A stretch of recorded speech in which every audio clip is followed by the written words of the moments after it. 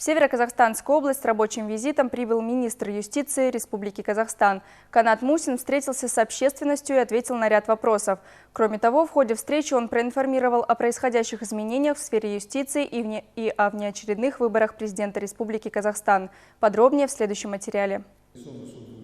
Такие встречи с населением раз в год проводят все руководители центральных госорганов. Основные задачи рабочей поездки Каната Мусина – проинформировать о работе Министерства юстиции, а также выяснить проблемы в сфере оказания юридической помощи. К каждой поездке мы готовимся, в том числе и обобщая ту информацию, которая у нас есть по линии нашей работы. Здесь наиболее частые, не так уж много заявлений поступает из Северо-Казахстанской области в министерство.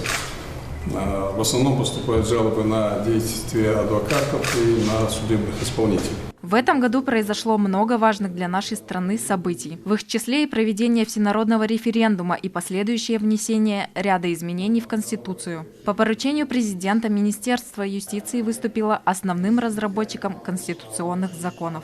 Были разработаны проекты конституционных законов о Конституционном суде, об уполномоченном по правам человека, проект закона, которым вносятся изменения в законодательные акты, регулирующие деятельность политических партий, Ассамблеи народа Казахстана, Высшего судебного совета, органов местного государственного управления, порядок переформатирования Счетного комитета, Высшую аудиторскую палату, а также вопросы, связанные с конституционным принципом о принадлежности земли и недр животного лесного мира народу Казахстана.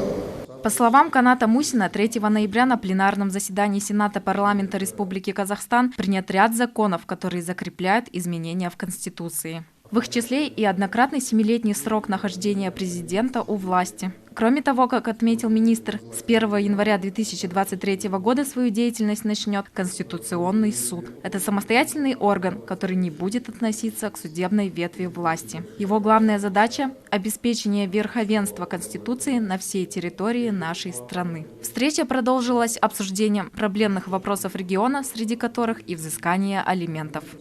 Вместе с Акиматом, местным исполнительным органом, нами департаментом юстиции проводится работа по трудоустройству.